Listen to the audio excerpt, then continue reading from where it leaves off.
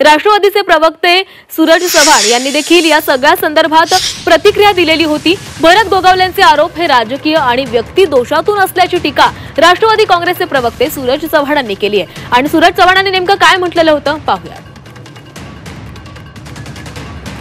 सिंचन घोटाळ्याच्या बाबतीत 3 वेगवेगळ्या एजन्सीच्या माध्यमातून त्या ठिकाणी चौकशी झाल्या। ज्यावेळेस आम्ही भारतीय जनता पार्टीच्या विरोधात असताना ती चौकशा झालेल्या आहेत आणि त्यावेळी सगळ्या बाजूंनी आम्हाला न्यायालयीन प्रक्रियेमधनं त्या प्रकरणाला क्लीन चिट मिळालेली आहे।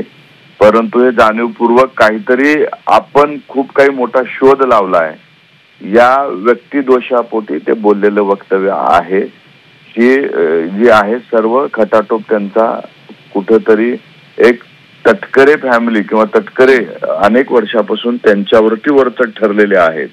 अनेक वर्षापासून त्या जिल्ह्याच्या राजकारणामध्ये ह्यांना अजून स्थिर होता येत नाही तटकरे साहेब कुटुंबामुळे, म्हणून अशा पद्धतीचं त्यांनी विधान केलेलं आहे। ह्याच्यात फक्त आणि फक्त राजकीय दोष आणि व्यक्ती दोष एवढंच म्हणता येऊ शकतं आणि त्यांना एवढंच सांगू इच्छितो की त्यांनी अधिक माहिती घेऊन जर बोलले तर ते ज्या पदावरती आहेत त्या पदाची उंची अजून वाढेल, नाहीतरी लोक त्यांच्याकडे बघून हसायला लागतील।